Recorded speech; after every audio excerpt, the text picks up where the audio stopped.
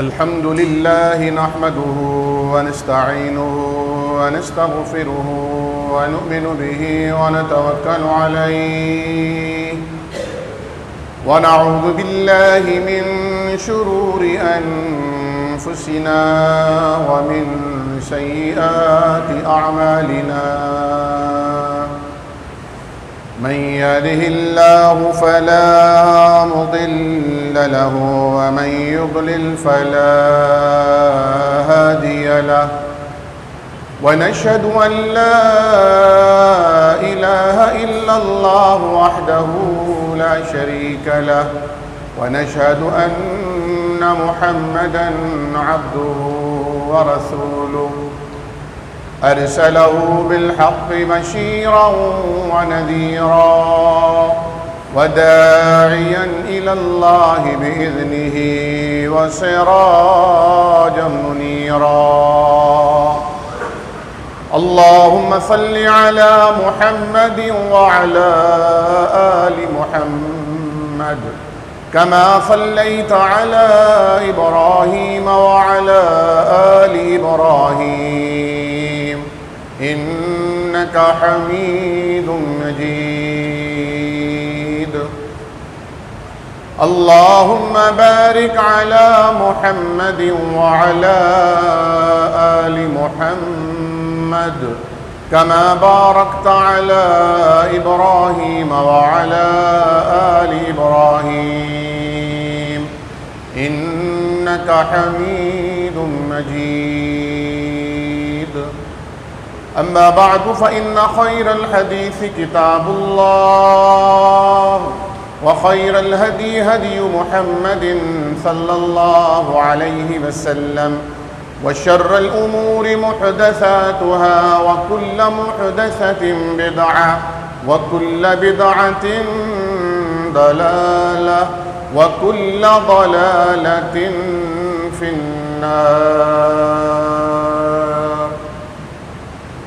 أعوذ بالله السميع العليم من الشيطان الرجيم من همزه ونفخه ونفثه ومن الناس من يتخذ من دون الله أندادا يحبونهم كحب الله والذين آمنوا أشد حبا لله.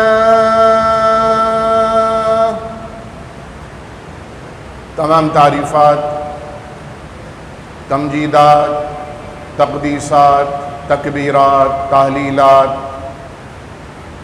اللہ رب العالمین کے لیے خاص اور اسی کو زیبا ہے جو ساری کائنات کا تنہا خالق، مالک، رازق، حاجت روا اور مشکل کشا ہے.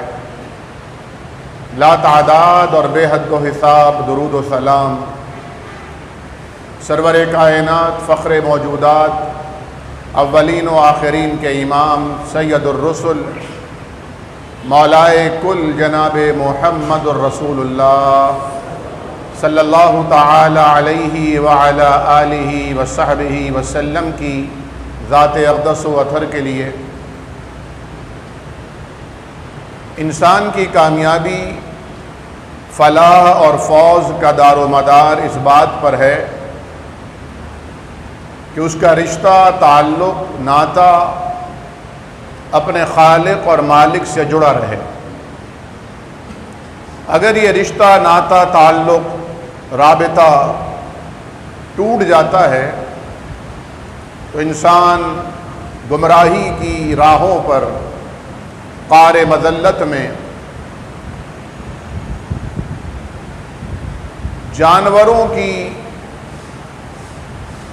اس منزلت کو بھی چھوڑ کر ان سے بھی زیادہ اذل اور گمراہ ہو جاتا ہے، ان سے بھی زیادہ نکما اور ناکام ہو جاتا ہے کہ وہ جانور بھی اپنے آقا اور مالک کو پہچانتے ہیں، اس کے اشارے کنائے سمجھتے ہیں، اس کی مبہم آوازوں کو، اشاروں کو سمجھ کر لوٹ آتے ہیں. لیکن انسان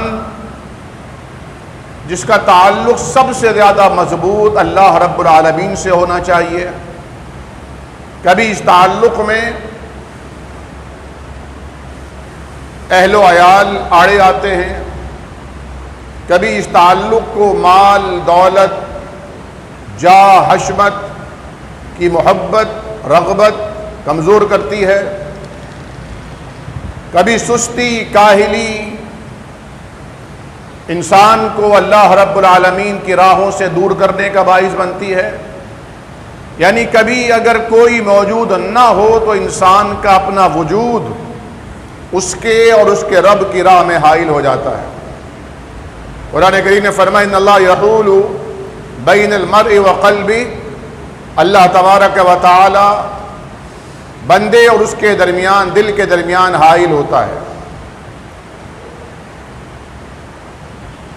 وہ دل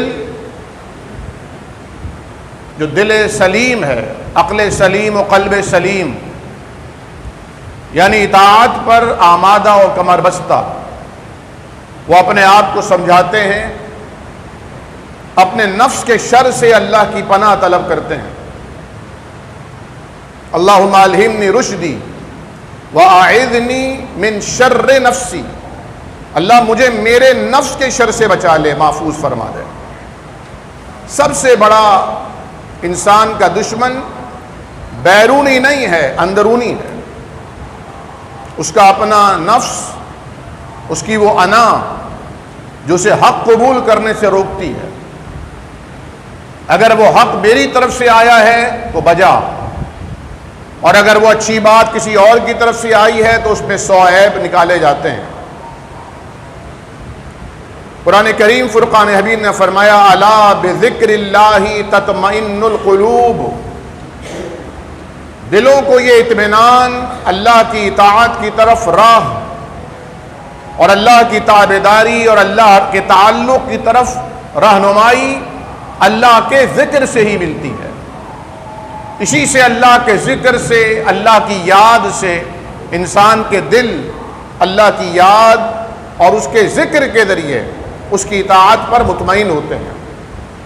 نبی کریم صلی اللہ علیہ وسلم نے فرمایا تھا ذاق طعم الایمان، اس شخص نے ایمان کا ذائقہ چکھ لیا، من رضی باللہ ربا، جس نے اللہ کو رب مان کر رضامندی کا اظہار کر دیا، رب کے فیصلوں کو مجبوراً تسلیم نہیں کیا بلکہ دلی رضا کے ساتھ قبول کیا، اپنے دل کی خوشی کے ساتھ قبول کیا کہ یہ میرے رب کا فیصلہ ہے، کیونکہ رب سبحان ہے، ہر غلطی سے، ہر عیب سے، ہر کجی سے، ہر نقص سے مبرہ اور منزہ ہے، پاک ہے، تو اس کے تمام فیصلے بھی نقائص سے مبرہ ہوتے ہیں، خامیوں سے منزہ ہوتے ہیں۔ تو اگر میرے حوالے سے میرے رب کا یہ فیصلہ ہے تو میں اپنے رب کے فیصلے پہ راضی ہوں۔ نبی کریم صلی اللہ علیہ وسلم کے پاس ایک خاتون آئیں، بزرگ تھیں، انہیں مرگی کے دورے پڑا کرتے تھے۔ انہوں نے آ کر کہا کہ یا رسول اللہ، جب مرگی کا دورہ پڑتا ہے تو میں اپنے ہوش و حواس میں نہیں رہتی، چادر کھل جاتی ہے، ڈھلک جاتی ہے، ستر پوشی نہیں رہ پاتی، آپ اللہ تعالیٰ سے دعا فرمائیے کہ اللہ تعالیٰ مجھے اس مرض سے نجات عطا فرما دے۔ نبی کریم صلی اللہ علیہ وسلم مستجاب الدعوات ہیں، آپ کی دعائیں اللہ رب العالمین کے ہاں شرف قبولیت حاصل کرتی ہیں۔ کتب احادیث میں بے شمار واقعات ہیں کہ آپ صلی اللہ علیہ وسلم نے دعا فرمائی اور وہ اللہ تعالیٰ کے ہاں فوراً قبول ہوئی، لیکن آپ فرماتے ہیں اگر تم اس پر صبر کرو تو یہ بیماری اور اس پر صبر تمہیں اللہ رب العالمین کی محبت اور جنت عطا فرمائے گا۔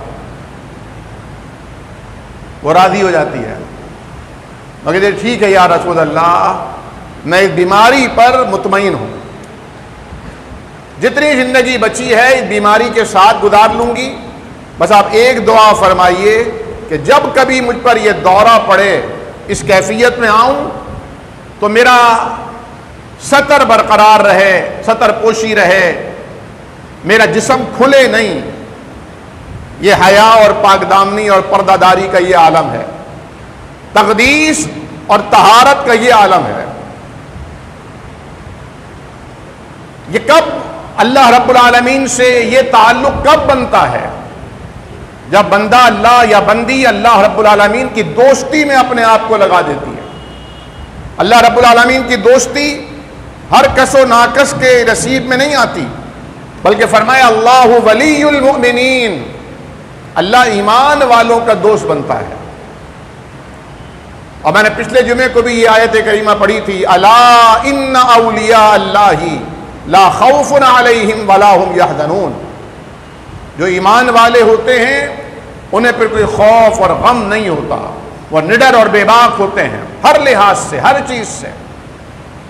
ہماری طرح وہ ڈرپوک نہیں ہوتے، اگر اس سے یہ کہا تو یہ ناراض ہو جائے گا، اس سے وہ کہا تو وہ ناراض ہو جائے گا، چھوڑو یار کیا پڑھیے، نہیں۔ کیونکہ وہ لوگوں کے چہروں کو اور ان کی پیشانیوں پر پڑنے والی سلوٹوں کو دیکھنے کے بجائے اپنے رب کی رحمتوں پر دیکھتے ہیں، ان کی نگاہیں رب کی طرف ہوتی ہیں۔ اب اس کے لیے کوشش ضروری ہے۔ اللہ سے محبت کیسے حاصل ہو، اللہ کا پیار اور اللہ کا تعلق، اس کے لیے کوشش ضروری ہے، کیونکہ لیس للانسان الا ما سعی، جو دین کے معاملات ہیں ان معاملات میں کوشش لازمی ہے۔ دنیاوی معاملات میں کوشش شرط آخر نہیں ہے، حکم دیا گیا ہے کوشش کرنے کا، محنت کرنے کا، ترغیب دی گئی ہے رزق حلال کمانے کی، فضیلت بتائی گئی ہے کہ وہ جو کسی پر خرچ کرتا ہے اس کی کیا فضیلت ہے۔ الید العلیٰ خیر من الید السفلیٰ، دینے والا ہاتھ لینے والے ہاتھ سے بہتر ہوتا ہے۔ لیکن میں نے پچھلے جمعہ میں بھی عرض کیا تھا کہ اپنی محنت سے، زور سے، عقل سے، خرد سے، علم سے، فضل سے کوئی دولت نہیں کما سکتا۔ جہاں دیگر اللہ کی فضیلتیں ہیں، یہ بھی اللہ کی فضیلت ہوتی ہے۔ ذالک فضل اللہ یؤتیہ من یشاء، جس کے نصیب میں لکھ دی اسے ملتی ہے۔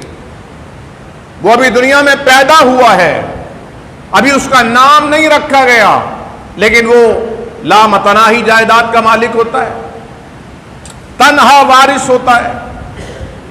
ایسے واقعات جا بجا نظر آتے ہیں۔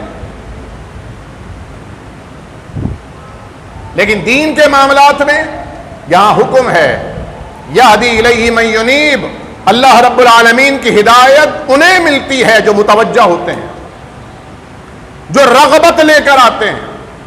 حتیٰ کہ مفسرین کرام نے حضرت موسیٰ علیہ السلام کے واقعات میں لکھا ہے، قرآن کی اس آیت کے ذیل میں اس میں فرمایا گیا کہ وہ جادوگر جنہوں فرعون نے اکٹھا کیا تھا موسیٰ علیہ السلام کو زیر کرنے کے لیے، یہ بڑے پہنچے ہوئے جادوگر ہیں، اور جادوگروں نے رسیاں ڈالی تھیں علی ھذا القیاس، پورا واقعہ آپ کے علم میں ہے۔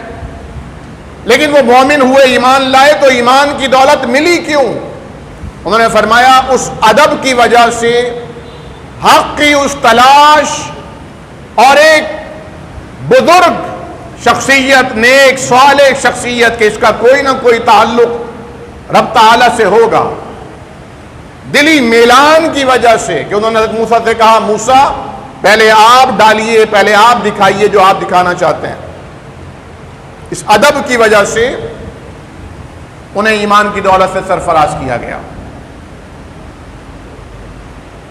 متوجہ ہونا ضروری ہے، طلب کرنا ضروری ہے، بغیر طلب کیے نہیں ملتی۔ چنانچہ اس کے لیے دعا ضروری ہے، کوشش ضروری ہے کہ اللہ ہمیں اپنی محبت عطا فرما۔ نبی کریم صلی اللہ علیہ وسلم نے دعا سکھائی، یہ دعا کیا کرو، اللہم انی اسألک حبک، اللہ میں تجھ سے تیری محبت کا سوال کرتا ہوں۔ اللہم انی اسألک حبک وحب من یحبک، اور اللہ میں ان کی بھی محبت مانگتا ہوں جو تجھ سے محبت کرتے ہیں۔ معنی آپ کو اہل اللہ سے، اللہ والوں سے، قرآن والوں سے، نبی والوں سے، دین والوں سے، مسجد اور مدرسے والوں سے بھی محبت اللہ سے مانگنی ہوگی، ان سے بھی اللہ کی خاطر محبت کرنی ہے۔ فرمایا جس میں 4 خصلتیں پیدا ہو گئیں، من احب للہ وابغض للہ واعطى للہ ومنع للہ فقد استکمل الایمان، اس کا ایمان مکمل ہو گیا۔ کسی سے محبت ہو، محبت نہ ہو، کسی سے لینا ہو، دینا ہو، نہ دینا لینا ہو، وجہ غرض علت سبب صرف اللہ کی ذات۔ اس لیے فرمایا کہ جو محنت کرتا ہے، مزدوری کرتا ہے، پسینہ بہا کر کچھ پیسے کما کر گھر لاتا ہے، پھر اپنی بیوی بچوں پہ خرچ کرتا ہے، یہ بھی اس کے لیے صدقہ لکھ دیا جاتا ہے۔ کیوں؟ کیونکہ اس نے اللہ کی خاطر یہ کام کیا ہے۔ وہ چاہتا کہ چیزیں مانگ سکتا تھا، چوری کر سکتا تھا، فراڈ کر سکتا تھا، دھوکہ دے سکتا تھا، لیکن یہ کام اس نے اس لیے کیا کہ یہ کام اللہ کو پسند نہیں ہے۔ معلوم ہوا کہ ان کاموں سے محبت کرنی ہے جو اللہ کو پسند ہے۔ اللہم انی اسألک حبک وحب من یحبک والعمل الذی یبلغنی حبک، اور اللہ ایسے کام کی محبت کا سوال کرتا ہوں، ایسے عمل کی محبت مانگتا ہوں جو مجھے آپ کی محبت کے درجے پر پہنچا دے۔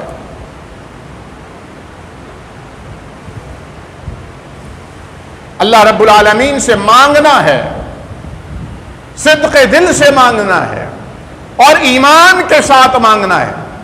ایمان کس چیز کا نام ہے؟ تصدیق بالقلب، اقرار باللسان وعمل بالجوارح۔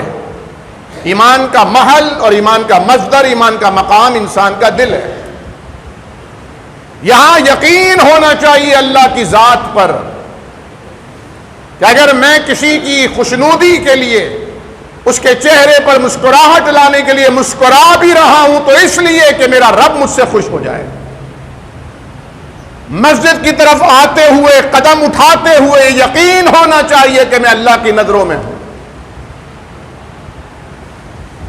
پہلے بھی جب میں قرآن کی آیت کریمہ پڑھا کرتا تھا تو میرا دھیان جاتا تھا، لیکن کل انتہائی رقت آمیز تقریر کا کلپ سنا، مولانا جلال الدین حفظہ اللہ کا، انڈیا والے مفسر قرآن بھی ہیں۔ مجھے لگتا ہے انہوں نے خود اپنی جو تفسیر لکھ رہے ہیں وہ قرآن کی، اسی میں انہوں نے یہ لکھا ہے، کیونکہ انہوں نے مفسر کا نام بیان نہیں کیا، اور مثال بڑی اعلیٰ اور پیاری دی ہے۔ اور میں قرآن کریم میں اللہ رب العالمین اپنے علم کا ذکر کرتے ہوئے فرماتا ہے وَمَا يَسْقُطُ مِن وَرَقَةٍ إِلَّا يَعْلَمُهَا، روئے زمین پر کسی درخت سے کوئی پتا اپنی ٹہنی سے ٹوٹ کر زمین پر نہیں گرتا مگر وہ اللہ کے علم میں ہوتا ہے۔ کتنے درخت ہیں روئے زمین پر؟ دنیا میں کتنے درخت ہیں؟ ہر درخت سے جب جہاں جہاں جو پتا زمین پر گرتا ہے وہ اللہ کے علم میں ہوتا ہے۔ اتنا ہمارے رب کا علم وسیع ہے۔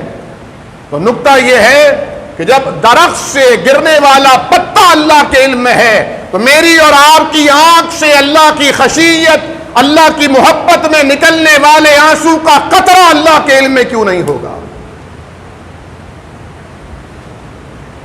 ہم اوروں کے لیے روتے ہیں، دنیا کے لیے روتے ہیں، ہمارے نوجوان بچے اور بچیاں اپنے عشق اور معاشقوں کے لیے روتے ہیں۔ انہوں نے جینا مرنا سمجھ لیا کسی ایک فرد کو جو ان کی طرح کا عام انسان ہے، کچھ نہیں رکھا اس میں۔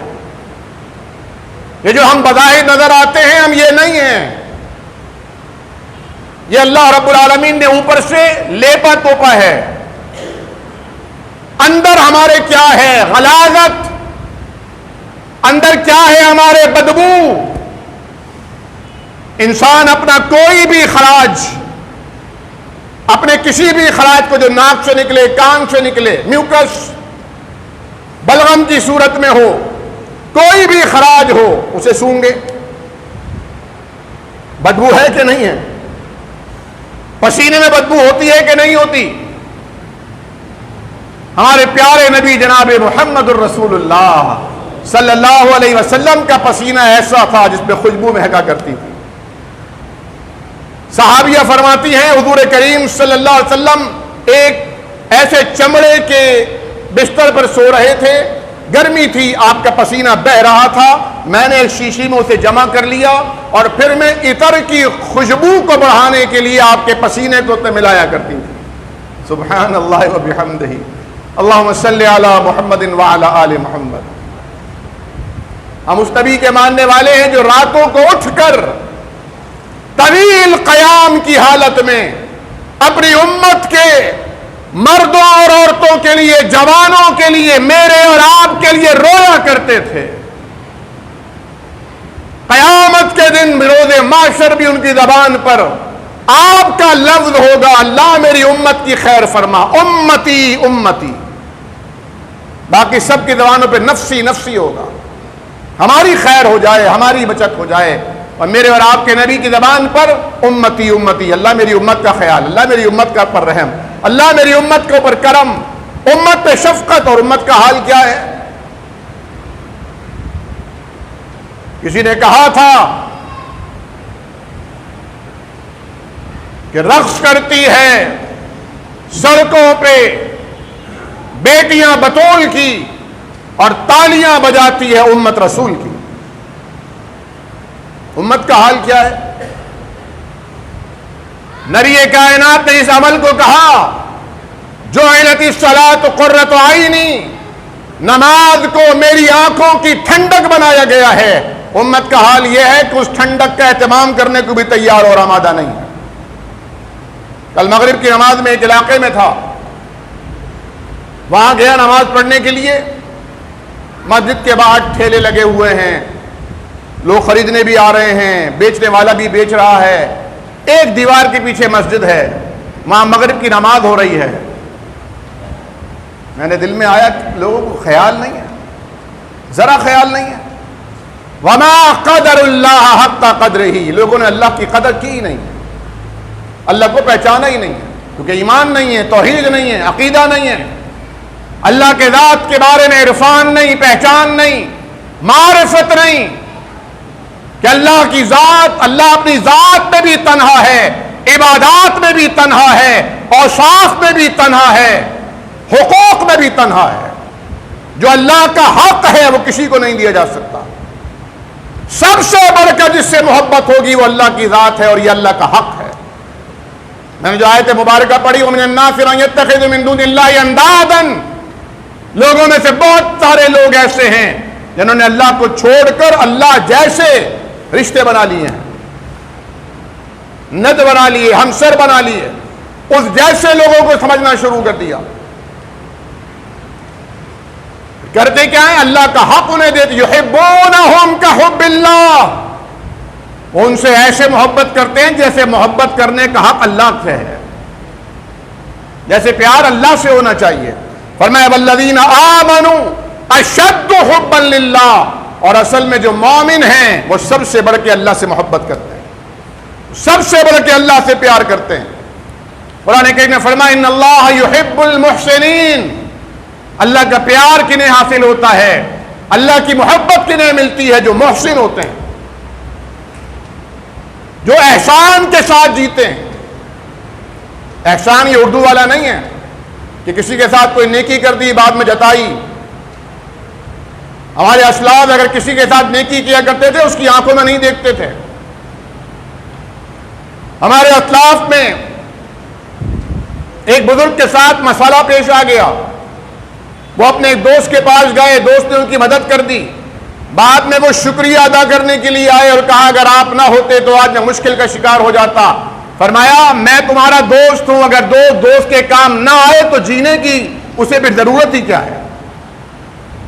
جینے کا اسے حق ہی کیا ہے؟ شکریہ کس بات کا؟ یہ تو تمہارا حق تھا۔ مسلمان کے مسلمان پر حقوق ہیں، جب مسلمان اسے مدد کے لیے بلائے، دعوت دے، واجب اس پہ لازم ہے کہ اس دعوت کو قبول کرے۔ یہاں دعوت سے مراد صرف کھانا پینے کی دعوت نہیں ہے، جب بلائے، جب پکارے۔ لیکن دوسری طرف آپ نے صحابہ کرام کی تربیت بھی فرمائی کہ اگر مدد مانگنا تو اللہ سے مانگنا، اللہ کے علاوہ کسی سے نہ مانگنا۔ اذا سألت فاسأل اللہ واذا استعنت فاستعن باللہ، سوال کرنا ہو تو رب کی چوکھٹ پہ آنا، مدد مانگنی ہو تو رب کے دروازے پہ آنا۔ پہلے میں کہا کرتا تھا کہ رب تعالیٰ کے دروازے کو کھٹکھٹاؤ، پھر میں نے جملے سے رجوع کر لیا، اب میں کہا کرتا ہوں وہ دروازہ کھٹکھٹانے کا نہیں ہے، کیونکہ دروازہ ہر وقت کھلا رہتا ہے، وہاں صرف آنے کی دیر ہے۔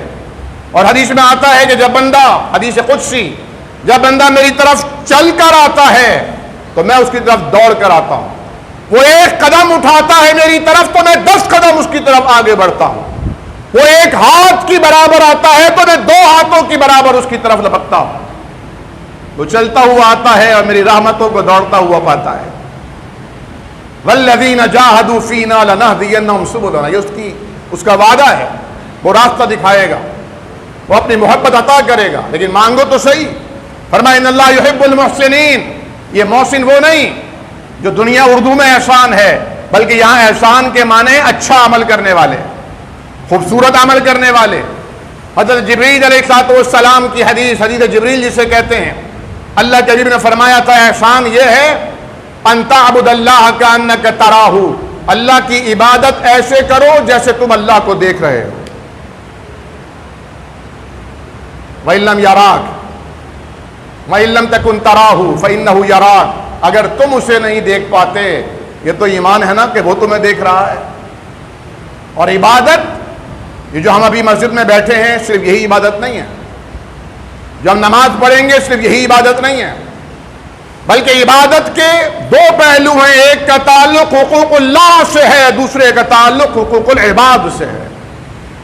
دونوں معاملات میں، حقوق اللہ کے معاملات میں بھی، حقوق العباد کے معاملات میں بھی، جو عمل کیا جائے عبادت بنا دیا جائے گا جب بندہ وہ اللہ کے چہرے کی خوشنودی حاصل کرنے کے لیے کرے گا، اسے راضی کرنے کے لیے کرے گا۔ وہ مراسم عبودیت ہو، فرائض ہوں، واجبات ہوں، نوافل ہوں، مستحبات ہوں، وہ معاملات ہوں، وہ تجارت بے و شراء کے معاملات ہوں، مناکحات ہوں، تعلقات ہوں، ان کا تعلق کسی بھی فیل اور کسی بھی شعبے سے ہو، وہ عبادت بن جائے گی۔ حتیٰ کہ اگر آپ بیت الخلاء جائیں گے، آپ بازار داخل ہوں گے، اپنے گھر میں آئیں گے اور جائیں گے دعا پڑھتے ہوئے، آداب کا خیال رکھتے ہوئے، تو اسے بھی اللہ تعالیٰ کے ہاں عبادت کا درجہ حاصل ہو جائے گا، عبادت بنے گی۔ فرمایا ان اللہ یحب المحسنین، اللہ عبادت میں حسن پیدا کرنے والے کو اپنا دوست بناتا ہے، جو عبادت میں حسن پیدا کر لے۔ اللہ تعالی ہمیں محسنین میں شامل فرما دے۔ فرمایا ان اللہ یحب المقسطین، اللہ تعالیٰ انصاف کرنے والوں سے محبت کرتا ہے، انصاف، عادل۔ اگر آپ کے پاس کوئی فیصلہ کرنے کے لیے آتا ہے تو یہ مت دیکھیے کہ فیصلہ لینے کون آیا ہے، یار میں کیا کرتا، میری بیٹی اس گھر میں موجود ہے، میرا بہنوئی ہے، میں کیا کرتا، میرا داماد ہے، اس کی سفارش تھی، ہرگز نہیں۔ نبی کریم صلی اللہ علیہ وسلم کے پاس سفارش آئی، آپ کے انتہائی لاڈلے اور پیارے صحابی کو پیش کیا گیا کہ آپ سفارش کیجیے، آپ کی بات اللہ کے حبیب رد نہیں کریں گے، آپ کی بات سے انکار نہیں کریں گے۔ آپ نے فرمایا پچھلی قومیں اسی لیے برباد ہوئیں کہ جب کوئی بڑا آدمی جرم کرتا تو اس سے صرف نظر کر لیتے، چھوڑ دیتے، اور کوئی چھوٹا اگر غلطی کر بیٹھتا اسے سزا سنا دیتے۔ کیا آج یہ نہیں ہے؟ کیا آج ہمارے ہاں یہ نہیں ہے؟ ہم کسی کی بڑی گاڑی دیکھ کر، بڑی داڑھی دیکھ کر، کوئی بات نہیں، شیخ صاحب نے بتایا، کیا بول سکتے ہیں ان کو؟ کوئی سرمایہ دار، میرے بھی بہت سارے دوست ہیں، داڑھی نہیں ہوتی ان کی، لیکن میں ہر 1-2 ملاقات کے بعد پیار محبت سے ان کے کان میں ڈالتا ضرور ہوں کہ آپ کے چہرے پہ اگر داڑھی آئے تو حسن بڑھ جائے گا، خوبصورت لگیں گے آپ، اور آپ کے چہرے پہ رونق آئے گی۔ کسی نے میری تقریر تو کبھی نہیں سنی ہوگی شاید داڑھی کے موضوع پر، کبھی نہیں سنی ہوگی، لیکن الحمدللہ بے شمار دوست جو ملتے ہیں، عام نارمل داڑیاں نہیں ہوتی، اور الحمدللہ بڑی بڑی داڑیاں ہوتی ہیں، ہمیں بھی پیچھے چھوڑ جاتے ہیں۔ اسی طرح پردے کے موضوع پہ شاید ہی کبھی میں نے خطاب کیا ہو، تقریر کی ہو۔ ہمارے مدرسے میں، جامعات میں، مدارس میں ہماری بیٹیاں بہنیں داخلے کے لیے آتی، ذمہ داری سے کہہ رہا ہوں، مجھ سے پوچھتی سر یہاں پر پردے کی پابندی تو نہیں ہے، ہم پردہ نہیں کریں گے، ہم نقاب نہیں لگائیں گے، اور میں انہیں جواب دیتا بھائی میری برقعے کی دکان تھوڑی ہے، میں نے کوئی بوتیک تھوڑی کھولا ہوا ہے، یہ تو آپ کا اپنا فیصلہ ہے۔ اور الحمدللہ جب انہیں ماحول ملتا، اللہ کی محبت کی ڈور میں جب وہ بندتی، ہم سے بھی پردہ کرتی، سب سے پردہ کرتی، شرعی پردہ شروع ہو جاتا۔ الحمدللہ اللہ اسے قبول و منظور فرما لے۔ تو کوئی بڑا سرمایہ دار اگر ہے نا جو مدرسے کو، مسجد کو فنڈ دیتا ہے، اس کی داڑھی نہیں ہے، کوئی بات نہیں، کوئی بات نہیں، لیکن عام آدمی اگر کوئی ہے تو بھری محفل منہ سے ذلیل کر دیں گے، داڑھی نہیں رکھی آپ نے، بیگم سے ڈرتے ہو، کیوں نہیں رکھتے داڑھی؟ لیکن کوئی بڑا سرمایہ دار ہے، کوئی بات نہیں، رکھ لیں گے انشاءاللہ، دعا کریں آپ، انشاءاللہ رکھ لیں گے۔ یہی رخصت عام بندوں کو بھی دو، یہی اکرام عام بندوں کا بھی کرو، انصاف کا تقاضا یہ اعدلوا هو اقرب للتقوی، عدل سے کام لو۔ اللہ کے نزدیک سارے انسان برابر ہیں، کوئی روپے اور پیسے کے بلبوتے پر بڑا نہیں بن سکتا۔ علم والوں کی فوقیت ہے لا علم لوگوں پر، لیکن فرمایا نسب والوں کی بھی اہمیت ہے، لیکن سب سے زیادہ اہمیت عمل کی ہے۔ فرمایا جس کا عمل اس سے پیچھے چھوڑ دے اس کا نسب اسے آگے نہیں بڑھا سکتا۔ علم رکھنے کے باوجود اگر اس کے دل میں اللہ کی خشیت نہ ہو، اللہ کا ڈر اور خوف نہ ہو، تو اس کا علم اسے کوئی فائدہ نہیں پہنچا سکتا۔ بلکہ قرآن نے تو ایسے علماء کو جو بے عمل ہیں، قرآن کی ہدایات پر، قرآن کے تقاضوں پہ ان کا عمل نہیں، انہیں بنی اسرائیل کے علماء سے تشبیہ دیتے ہوئے پھر مثال حمار قرار دیا ہے۔ جس طرح گدھوں پہ کتابیں لاد دی جائیں تو وہ عالم نہیں ہو سکتے، جس طرح کتابیں رٹ لینے سے کوئی عالم نہیں بن سکتا، جب تک اس کے اندر اللہ کی خشیت اور اللہ کا خوف نہ آئے، اللہ کے دین کے تقاضوں پہ عمل پیرا نہ ہو۔ آپ کے سامنے بھی انصاف کے تقاضے آتے ہیں، آپ بھی انصاف کرنا چاہتے ہیں، ایک طرف ماں ہے، ایک طرف بیوی ہے،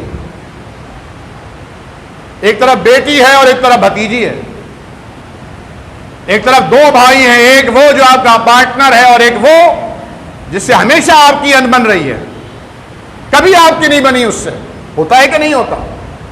آپ اگر انصاف کے جگہ پر آئے ہیں، حضرت علی رضی اللہ تعالیٰ عنہ نے فرمایا کوئی، بلکہ اللہ کے حبیب کا فرمان ہے، کوئی قاضی غصے کی حالت میں فیصلہ نہ کرے۔ پہلے تو اپنے آپ کو اتنا جری اور بہادر اور اتنا اہل کہنا ہی نہیں چاہیے کہ بھائی میں فیصلہ کرنے کی اتھارٹی ہوں۔ فرمایا جسے دو بندوں کا معاملہ سونپ دیا گیا کہ آپ ان دو بندوں کے نگراں ہیں، آپ ان کے بارے میں فیصلہ کر دیجئے، گویا ایسے ہے وہ کند چھری سے ذبح کر دیا گیا۔ مذاق نہیں ہے، معاملہ آسان نہیں ہے، بہت مشکل معاملات ہیں۔ الا ما رحم ربی، اور ہم اللہ سے دعا کرتے ہیں اللہ ہم سب پہ اپنا رحم فرما دے، اپنا کرم فرما دے، شفقت کا معاملہ فرما دے۔ فرمایا ان اللہ یحب التوابین، اللہ توبہ کرنے والوں سے محبت کرتا ہے، پلٹنے والوں سے محبت کرتا ہے، اور یہ نہیں کہ ایک بار توبہ ہو گئی اب تو گناہ اگر ہوا تو اب توبہ معافی ملے گی نہیں۔ یہ دربار خدا بندی ہے، یہ دنیاوی دربار نہیں ہے، دنیاوی تعلقات نہیں ہیں۔ یہاں 100 بار توبہ توڑنے والے کے لیے بھی دروازہ بند نہیں کیا جاتا۔ دنیا میں اگر ایک بار ساری زندگی آپ نے اچھا کام کیا، ایک بار اللہ نہ کرے، اللہ ہم سب کی حفاظت فرمائے، کیونکہ نیکی کی توفیق بھی اللہ کے حکم سے اور اللہ کی توفیق ہوتی ہے تو انسان کر سکتا ہے نیکی، بندہ نہیں کر سکتا۔ ہمارا کمال نہیں ہوتا. گناہ سے بچتے ہیں تو اللہ کے کمال اور اللہ کی مدد سے بچتے ہیں. ساری زندگی اچھا کام کیا, ایک مرتبہ خدا نخواستہ کوئی غلطی ہو گئی, ساری دنیا میں ذلیل ہوگا, ختم کہانی, کچھ باقی نہیں بچا. پوری جو عزت کی عمارت تعمیر کی تھی بلند و بالا, وہ ڈائنامٹ لگا گناہ کا, زمین بوس ہو گئی. کیونکہ اللہ کے دربار میں بھی ایسا ہوتا ہے کہ اللہ کے ادھر معافی نہیں ملتی, کہ اللہ کے لیے کہ ہاں بھی کہا جاتا ہے جس میں لاسٹ چانس, لاسٹ وارننگ نہیں. وہ تو کسی اور کو کسی کا گناہ بتاتا بھی نہیں, وہ تو ستار ہے, ستیر ہے, وہ پردہ پوشی کرتا ہے. ہمارے گناہ اتنے ہیں کہ اگر ہمارے چہروں پہ آئیں یا ان گناہوں میں اگر اللہ بدبو پیدا کر دے تو کوئی ایک دوسرے کے قریب بیٹھنا پسند نہ کرے, ایک دوسرے کے قریب کوئی بیٹھنا پسند نہ کرے. لیکن یہ اللہ رب العالمین کی کرم نوازی ہے کہ اللہ نے ہمارے بھرم رکھے ہوئے ہیں. ہر آدمی دوسرے آدمی کو اپنے سے نیک سمجھے بیٹھا ہے کہ یار فلاں بہت نیک آدمی ہے, بھائی دعا کرنا ہمارے لیے. کیوں ہے ایسا؟ اس لیے کہ اللہ تبارک و تعالیٰ چاہتا ہے کہ یہ پلٹ آئے. یحب التوابین, اللہ پلٹنے والوں کو, توبہ کرنے والوں کو پسند کرتا ہے, محبت کرتا ہے. پھر پلٹنا کیا ہے؟ پلٹنا یہ ہے کہ جو عمل کر رہے تھے اس عمل کی طرف دوبارہ نہیں جانا, اس عمل سے اللہ کی طرف پلٹ کر آنا ہے. فرمایا تائب من الذنب کمن لا ذنب له, اور جو کوئی توبہ سے گناہ کرتا ہے اللہ اسے ایسے معاف کرتا ہے گویا اس نے کبھی گناہ کیا ہی نہیں تھا. ساری دنیا کی نظروں میں وہ گناہ ہے, لیکن اللہ تعالیٰ اپنے نام اس کے نام اعمال سے وہ گناہ مٹا دیتا ہے. وہ عفو کریم ہے, معاف کر دیتا ہے, یاد بھی نہیں دلاتا, جتاتا بھی نہیں. کل بنی آدم خطاؤن, اور کون ہے جو خطاؤں سے مبرہ ہے؟ کون ہے جو دودھ کا دھلا یا پاک صاف ہے, پوتر ہے؟ کون ہے؟ غلطیاں انسانوں سے ہوتی ہیں, لیکن جو اللہ والے ہوتے ہیں وہ پلٹ آتے ہیں, واپس آتے ہیں. نبی کریم صلی اللہ علیہ وسلم فرماتے ہیں مجھ جیسا, یعنی اللہ کے نبی صلی اللہ علیہ وسلم کا سینہ بچپن میں بھی, پھر جب آپ معراج پر جا رہے تھے تب بھی آپ کا سینہ چاک کیا گیا تھا, جنت کے پانیوں سے اسے دھویا گیا تھا, اس میں نور بھرا گیا تھا. آپ بھی فرماتے ہیں, کیونکہ انسانوں میں رہتے تھے نا, فرماتے ہیں میرے دل پہ بھی کبھی کبھی غبار آ جاتا ہے. ایک ایک محفل میں بیٹھ کر 100 بار استغفار کیا کرتے تھے. کسی محفل میں رہتے ہیں, استغفار جب وہاں سے اٹھے تو 100 بار ہو چکا تھا. ہمارے اگر کوئی تسبیح پڑھنے لگے نا تو بجائے اس کے کہ خاموشی اختیار کرو بھائی, برداشت کرو یار, پڑھ رہا ہے نا اللہ کا نام, نہیں, اس کو تلقین کریں گے, نہیں نہیں آپ یہ نہیں پڑھیں بھائی, آپ انگلی پہ پڑھیں. بھائی آپ کتنی بار پڑھتے ہیں انگلی پر؟ آپ کا کیا وظیفہ ہے جو آپ انگلی پر پڑھتے ہیں؟ کوئی پڑھتے ہیں آپ؟ نہیں پڑھنا چاہیے, نہیں پڑھ رہے, اس کو بھی چھڑا دیا. اور فتوے, الامان والحفیظ, فتوے, یار ہر کس و ناقص فتوا دے گا. یہ کوئی وہ ہے, کوئی کیا کہتے ہیں اس کو, ڈیلیوری کا سامان ہے کہ ایک شیخ نے فتوا دیا کسی خاص ماحول میں, وہ آپ اٹھا کر جہاں جہاں جاؤ گے وہاں فتوے کے اسٹاپ لگا کے آؤ گے, جس کو دیکھو گے فتوا. بھائی یار زیادہ سے زیادہ یہ کہہ سکتے ہو کہ بھائی جان آپ اس کے بارے میں تحقیق کیجئے گا, شیخ صاحب سے سنیے گا, پوچھئے گا, اس بارے میں کوئی کتاب پڑھیے گا, بس خلاص. آپ خود تجربہ کیجئے, میں آپ سے کہتا ہوں ایک بار بیٹھ کر تسبیح پڑھیے, استغفار کی تسبیح 100 مرتبہ, پھر رکھ دیجئے, پھر پورا دن نکلیے اور سوچئے کہ آپ نے کتنی دفعہ استغفار پڑھا ہے. پڑھا ہے 100 دفعہ. آپ 10-12 مرتبہ پڑھ کر دوسرے کاموں میں لگ جائیں گے. 100 مرتبہ پڑھنے میں وقت لگتا ہے, اور یہ بھی گردان کی طرح نہیں پڑھنا بلکہ سوچ کر پڑھنا ہے, سمجھ کر پڑھنا ہے. یہ جو استغفار پڑھ رہے ہیں یہ کس گناہ پر پڑھ رہے ہیں، اس گناہ کو ذہن میں لانا ہے، اس گناہ پہ نادم ہونا ہے، شرمندہ ہونا ہے، ہر استغفر اللہ پہ اللہ سے مدد مانگنی ہے کہ اللہ مجھے اپنا تحفظ، اپنا پروٹیکشن عطا فرما کہ میں اس گناہ سے بچ سکوں۔ پھر فرمایا ان اللہ یحب المتطہرین، اللہ تعالیٰ پاکیزگی اختیار کرنے والوں سے محبت کرتا ہے۔ پاکیزگی، نبی کریم صلی اللہ علیہ وسلم پر جب یہ آیت نازل ان اللہ یحب التوابین و یحب المتطہرین، تو صحابہ کرام نے پوچھا یا رسول اللہ اس سے کون مراد ہے؟ حالانکہ وہ بھی صحابہ تھے، لیکن آپ نے فرمایا اللہ تعالیٰ نے یہ آیت اہل قباء کی شان میں نازل فرمائی ہے، اہل قباء کی شان میں، کہ وہ طہارت میں خاص اہتمام کرتے ہیں۔ اب یہاں جتنے احباب بیٹھے ہیں سب الحمدللہ طہارت کی حالت میں بیٹھے ہیں، سب کے سب باوضو بیٹھے ہیں، لیکن کوئی خاص ایسا ہوگا جو اس کیٹیگری میں آئے گا ان اللہ یحب التوابین و یحب المتطہرین۔ یہ طہارت قلبی بھی ہو، ذہنی بھی ہو، جسمانی بھی ہو، اندرونی طہارت بھی، بیرونی طہارت بھی۔ روایت میں آتا ہے بکثرت وضو کرنا، ہر وقت وضو کی حالت میں رہنا، جہاں وضو خطا ہوا فوراً وضو کر لینا، یہ رزق میں برکت اور اضافے کا باعث بنتا ہے۔ اور باوضو اگر آپ ہر وقت رہیں گے تو آپ خود اپنے اندر، اپنی سوچ میں، اپنے اعمال میں، اپنی نظروں میں ایک پاکیزگی محسوس کریں گے۔ اور یہ طہارت صرف ہم مسلمانوں کے نصیب میں ہے، باقی دنیا والوں کے نصیب میں صفائی ہے، ستھرائی ہے، کلینزنگ ہے، کلین اپ ہے، طہارت نہیں ہے۔ طہارت کا کسی لغت میں کوئی ترجمہ نہیں سوائے طہارہ کے، پاکیزگی کے۔ اس لیے ہمیں طاہر اور مطہر رہنے کی ضرورت ہے، اپنی زبان کو بھی پاک رکھنے کی ضرورت۔ جس نام سے ہم اللہ کا نام لیتے ہیں، اللہم باعد بینی، یا سبحانک اللہم پڑھتے ہیں نا، اللہ اکبر، اللہم صلی علی محمد وعلی آل محمد، ہم کہتے ہیں الحمدللہ، انشاءاللہ، اسی زبان سے کہتے ہیں نا۔ اس زبان کو پاکیزہ رکھیے، اس زبان پر کوئی گالی لے کر نہ آئیے۔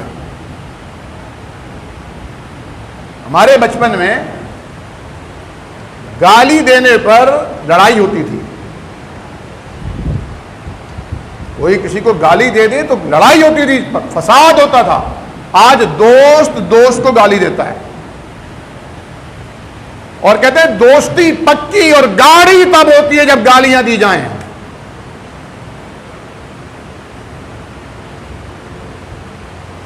کتنے پیارے ماں باپ تھے وہ اور ہیں جو اپنے بچوں سے کہتے تھے، گھر آتے تھے بچے کہتے تھے منہ کھولو، ماں منہ سونگتی تھی، پھر اپنا گیس لگا کر کہتی تھی، بچے کو دیکھ لیے نا، بچے میں غصہ ہے اس وقت، بچہ کسی لڑکا رہا تھا، گیس لگا کر، آئیڈیا لگا کر، خیال سے، تو میرے منہ سے بدبو آ رہی ہے، گالی دی ہے، جھوٹ بولا ہے، معصوم بچہ، ہاں ماچس لے کر آؤ، ماچس، اس کی زبان جلاؤں گی آج میں، اس کی زبان جلاؤں گی۔ سلام ہے ان ماؤں کو، اللہ انہیں سلامت رکھے، اور جن کی فوت ہو گئی اللہ ان کی قبروں کو نور سے بھر دے۔ ہیں ایسی مائیں؟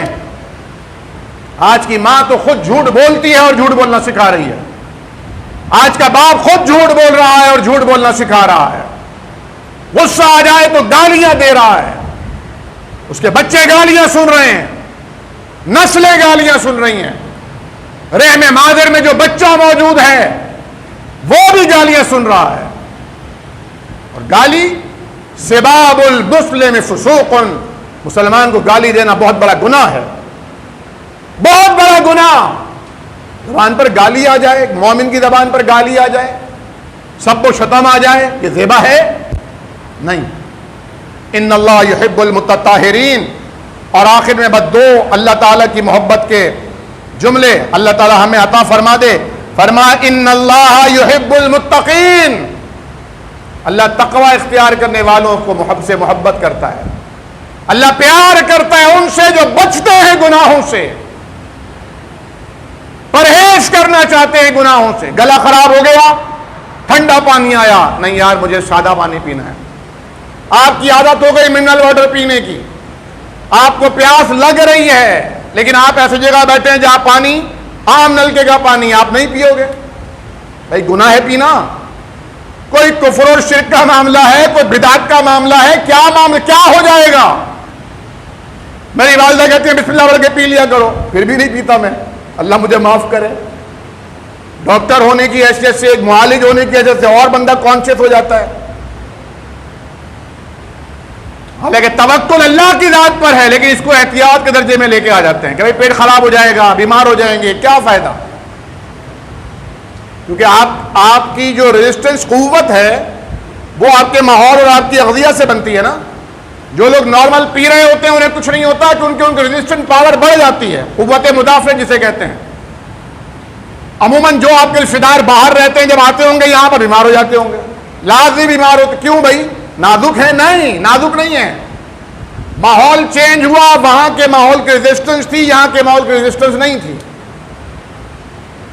جو سعودی عرب میں لوگ رہتے ہیں, حرم میں آتے جاتے ہیں, جو وہاں پر کام کرتے ہیں, وہ بار بار اندر آتے ہیں باہر جاتے ہیں, وہ بیمار نہیں ہوتے ہیں, کیونکہ ایک ماحول سے ایڈجسٹمنٹ ہو گئی. آپ جب جاتے ہیں لازمی آپ بیمار ہوتے ہیں, کیونکہ باہر گرمی ہوتی ہے, اندر انتہائی تیز چل ایسی ہوتا ہے, وہاں بیماری ہو جاتی ہے.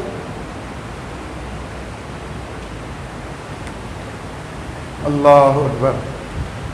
اشفاق بھائی کی کزن ہے, کینسر کا ان کو عارضہ ہے. کینسر, مرد ہیں, خاتون ہیں, پیر میں ان کو کینسر ہے. ان کے دعا کی درخواست ہے, یہ دعا فرمائیں اللہ تعالیٰ انہیں شفا کاملہ عاجلہ مستمرہ دائمہ عطا فرمائے. اور ہمارے بھائی کامران صاحب کے بھی, صالح صاحب کو منہ کا کینسر ہے, دعا فرمائیں اللہ تعالیٰ انہیں بھی شفا کاملہ عاجلہ عطا فرمائے. جو جو بیمار ہیں دعا فرمائے اللہ پاک سب کو شفا کاملہ عاجلہ مستمرہ دائمہ سے نواز دے. پتہ نہیں کیا بات ہو رہی تھی. تقوی کی بات, بچنے کی پرہیز. بلڈ پریشر ہائی ہے, ڈاکٹر نے کہا جی نمک کھانا منع ہے. بیگم سے کہا بھی میری روٹی میں نمک مت ڈالا کرو, نمک زیادہ ڈل گیا. ابھی نمک نے اپنا کام شروع نہیں کیا, لیکن بندے کو غصہ آنا شروع ہو گیا, بلڈ پریشر پہلے ہی ہائی ہو گیا. نمک کیوں ملا دیا؟ نمک زیادہ کہ میں نہیں کھاؤں گا کھانا, جاؤ ہٹاؤ. ہے کہ نہیں؟ کولیسٹرول ہائی ہو گیا, اب تیل صرف زیتون کا پکے گا, صرف زیتون کا تیل کھائیں گے. یہ پرہیز ہی ہو رہا ہے نا, اور کیا ہو رہا ہے؟ اس کو پرہیز کہتے ہیں, لیکن یہ صرف اس دنیا تک فائدہ مند ہے. وہ پرہیز جو میرا محبوب کہہ رہا ہے, جو اللہ کہہ رہا ہے, جو اللہ رب العالمین جن سے محبت کرنے کا اندیا اور یقین دلا رہا ہے, وہ ہیں جو ایسی چیزوں سے پرہیز کرتے ہیں جو یہاں بھی فائدہ مند ہے اور وہاں بھی فائدہ مند ہے. یہ ایسا تقوی ہے. کسی حلال چیز سے رکنے کا نہیں کہا گیا, صرف ان چیزوں سے بچیے, ان چیزوں سے رکیے جو اللہ نے حرام کر دی ہیں. آپ ان سے رکیں گے, اللہ تعالیٰ آپ کو حلال کی شکل میں عطا فرما دے گا. لکھ لیں میری بات, اگر آپ حرام سے بچیں گے اللہ تعالیٰ اس کا نعم البدل حلال شکل میں آپ کو عطا کرے گا. یہ اللہ کا وعدہ ہے. پھر فرمایا ان اللہ یحب المتصدقین, اللہ رب العالمین, اور ان اللہ یحب المتوکلین, اللہ تعالیٰ توکل کرنے والوں کو پسند کرتا ہے. اور یہ توکل اور تقوی باہم لازم اور ملزوم ہے. تقوی وہی اختیار کرے گا جسے اللہ پر توکل ہوگا, جسے اللہ پر بھروسہ ہوگا, اور توکل کی خاصیت اللہ اسی میں پیدا کرے گا جو تقوی کی صلاحیت سے متصف ہوگا. وَمَن يَتَوَكَّلْ عَلَى اللَّهِ فَهُوَ حَسْبُهُ, جو اللہ پہ بھروسہ کر لے گا پھر اسے کسی اور کی ضرورت نہیں بچے گی, اللہ اس کے لیے کافی ہو جائے گا. فرمایا لَوْ أَنَّكُمْ تَتَوَكَّلُونَ كَمَا يَتَوَكَّلُونَ الطَّيْرُ, اگر تم اللہ پر ایسے بھروسہ کرو جیسے پرندے بھروسہ کرتے ہیں, صبح کو خالی پیٹ گھونسلوں سے نکلتے ہیں اور شام کو پلٹتے ہیں تو ان کے پیٹ بھرے ہوئے ہوتے ہیں, اللہ تمہیں بھی اسی طرح رزق دے گا. لیکن توکل کرو جیسے وہ توکل کرتے ہیں. اللہ تعالی ہمارے اندر یہ اوصاف پیدا فرمائے. اللہ رب العالمین ہمارے گناہوں کو معاف فرمائے. اللہ رب العالمین ہمیں ان خصوصیات سے ہم آہنگ فرمائے جن سے اللہ محبت فرماتا ہے، اور ایک چیز ہے کہ آپ اللہ کی محبت حاصل کر لیں۔ ایک تو ہے نا کہ آپ اللہ سے محبت کریں، وہ آپ کا محبوب ہو، اور ایک کیفیت یہ ہے کہ آپ ایسے عمل پر لگ جائیں کہ اللہ آپ کا محب اور آپ اللہ کے محبوب ہوں۔ جو صاحب ذکر فرمائے کہ اللہ خود ان لوگوں سے محبت کرتا ہے، اور آخر میں وہ نبی کریم صلی اللہ علیہ وسلم کی شان میں اتری ہوئی آیت مبارکہ فرمایا، یہ یہود و نصارہ کہتے ہیں نحن ابناء اللہ واحباؤہ، ہم اللہ کے چہیتے، اللہ کے بیٹے، اللہ کے محبوب ہیں۔ ان سے کہیے اللہ کی محبت کا معیار کچھ اور ہے۔ قل ان کنتم تحبون اللہ فاتبعونی، اگر اللہ سے محبت کے دعوے میں سچے ہو تو مجھ محمد الرسول اللہ کی پیروی کرو، اتباع سنت کا اہتمام کرو۔ یحببکم اللہ، اللہ خود تمہیں اپنا محبوب بنا لے گا، تمہارے گناہوں کو معاف کر دے گا۔ اللہ تعالی ہم سب کو عمل کی توفیق عطا فرمائے۔ اقول قولی ھذا استغفر اللہ لی ولکم ولسائر المسلمین۔